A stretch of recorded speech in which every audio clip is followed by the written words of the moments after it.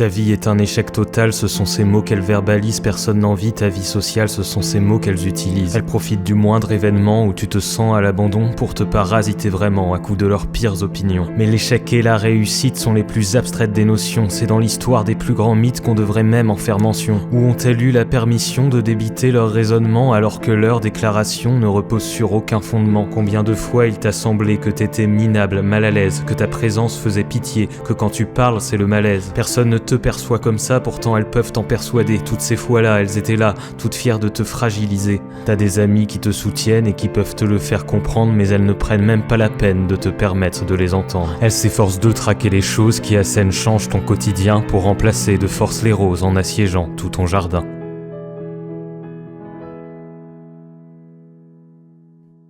Ce sont tes larmes qu'elles veulent tirer, mais tirent à balles sur ta confiance, leur arme, ta sensibilité, et leur allié, la malveillance. Leur grande devise, c'est tout ou rien, leur grand ennemi, c'est la nuance, leur général leur ordonne bien d'extrapoler tout à outrance, car la généralisation, elles en font une mission de vie, en matière d'organisation, elles ont une méthode, c'est qu'elles trient. Les compliments comme des mensonges, les invectives comme vérité, toutes les éloges, tu les éponges, les plonges, les noix sans hésiter. Mathématiciennes en fonction, elles appliquent des transformations comme celles dont voici la fonction qu'elles qualifient de distorsion. Maximiser les qualités des autres pour attiser le faux, minimiser tes qualités, entre autres pour hisser tes défauts. Elles connaissent les comparaisons, placent des signes d'infériorité entre toi et tes relations pour te faire intérioriser tes sentiments, tes émotions, à te faire démoraliser. À l'aide de simplification, elles parviennent à te complexer.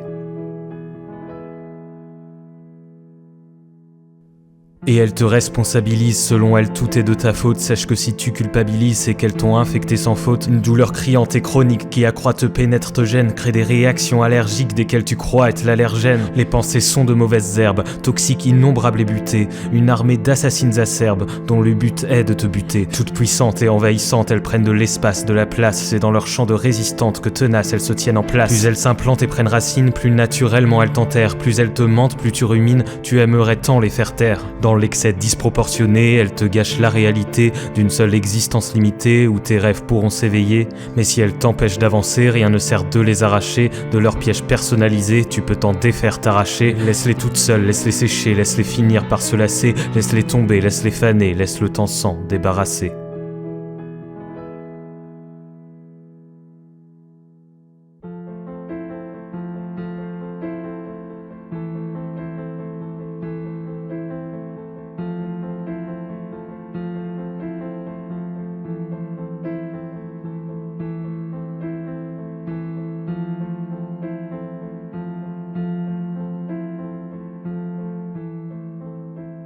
Laisse-les toutes seules, laisse-les sécher, laisse-les finir par se lasser, laisse-les tomber, laisse-les faner, laisse le temps s'en débarrasser.